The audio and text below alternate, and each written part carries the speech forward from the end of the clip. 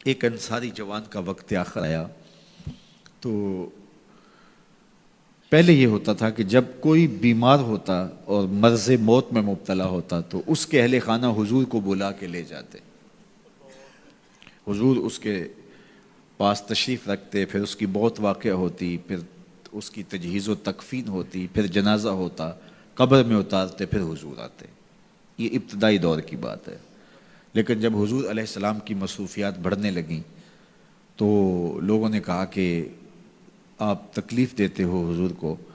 صحابہ نے آپس میں طے کیا کہ جب کوئی شخص فوت ہو جائے تو پھر حضور کو بتانا چاہیے. تو پھر جب کوئی فوت ہو جاتا تو پھر حضور کو بتاتے، حضور ان کے ہاں تشریف لے جاتے. لیکن پھر اور زیادہ مصروفیت ہوئی تو کہا حضور کو جنازے کا بتانا چاہیے، پھر جنازے کا بتاتے. پھر اور کار نبوت کی اہم ذمہ داریاں اور نظم پھیلتا چلا گیا تو پھر صحابہ نے آپس میں مل کے طے کیا کہ جنازے کا بھی نہیں بتائیں گے بلکہ جنازہ اٹھا کے حضور کی چوکھٹ پہ لے آئیں گے. اور پھر جنازہ اٹھا کے لے آتے. یہ باب البقیع سے باہر جو جگہ خالی پڑی ہے، جنت البقیع کے درمیان جو جگہ ہے، یہاں لا کے جنازہ رکھا جاتا ہو. حضور کے دور میں سارے جنازے یہاں ہوتے تھے. تو پھر جنازہ لایا جاتا، حضور سے عرض کیا جاتا اور حضور حجرہ انور سے نکل کے جنازہ پڑھا دیتے. تو یہ ابتدا کی بات ہے. تو حضور پہلے ہی تشریف لے جاتے.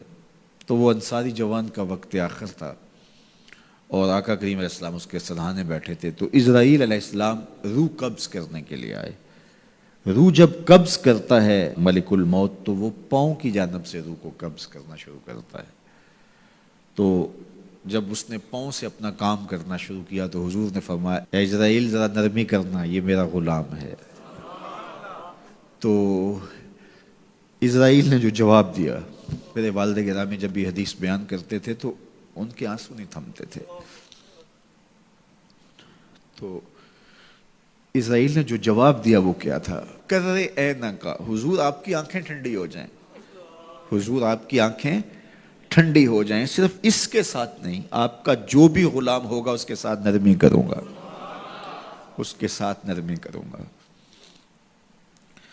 تو حضور کا رخ انور اس وقت اگر نصیب ہو جائے، اس وقت حضور کے چہرے کی زیارت نصیب ہو جائے تو مجھے بتائیے کہ پھر تو زندگی کی جستجو ہی کامیاب ہو گئی. اللہ ہمیں حضور کی محبت عطا کرے اور ہمارے باطن کو ستھرائی دے دے.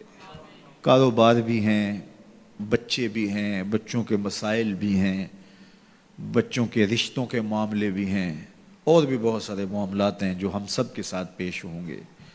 لیکن ہماری سب سے بڑی ترجیح یہاں بیٹھنے کی صرف اس کو راضی کرنا ہے. میرے مالک ہمیں ایسا کر دے کہ تو ہم پہ راضی ہو جائے، ہمارے باطن ستھرے کر دے، ہمارے اندر کی غلاظتیں دور کر دے، ہمارے اندر کی گندگیاں ختم کر دے.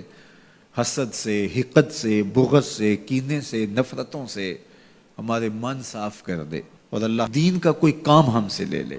یہ دعا کیجئے گا اللہ ہم سے ہماری استطاعت کے مطابق یہ مشت خاک کسی کام آ جائے، اس کا کوئی مقصد ہو. ساری زندگی یوں ہی جو ہے وہ گزر نہ جائے. وہ کیا کہا تھا اکبر الہ آبادی نے، کیا بتائیں احباب کیا کار نمایاں کر گئے، بی اے کیا، نوکر ہوئے، پینشن ملی اور مر گئے. یہ زندگی کا مقصد تو نہیں، یہ تو کام ایک چونٹی بھی کرتی ہے. صبح اپنی بل سے نکلتی ہے، رزق اکٹھا کرتی ہے، خود کھاتی ہے، بچوں کو کھلاتی ہے، موسم برسات کے لیے جمع کرتی ہے، کسی کو ذرا بھی نہیں دیتی. اور یہی کام انسان کا ہو، صبح کام پہ نکل گیا، شام آ گیا، سو گیا، چلا گیا، تو پھر کیا فائدہ؟ اشرف المخلوقات کا ہے. تو یہ دعا کریں اللہ اس مشت خاک سے کوئی کام لے لے اپنے دین کے لیے، ہم مقصد کی زندگی گزاریں، با مقصد ہماری حیات مستعار ہو. اور وہ با مقصد تبھی ہو سکتی ہے کہ اللہ رسول کی راہوں پہ گزاروں میں انسانیت کی خدمت کریں. سب سے بڑی خدمت انسانیت کی انسانی ہدایت کے لیے کوشش ہے. انسان کی سب سے بڑی ضرورت ہدایت ہے، تو انسانی ہدایت کے لیے کوشش یہ سب سے بڑی انسانیت کی خدمت ہے. اللہ ہمیں توفیق دے، اپنی پناہوں میں رکھے.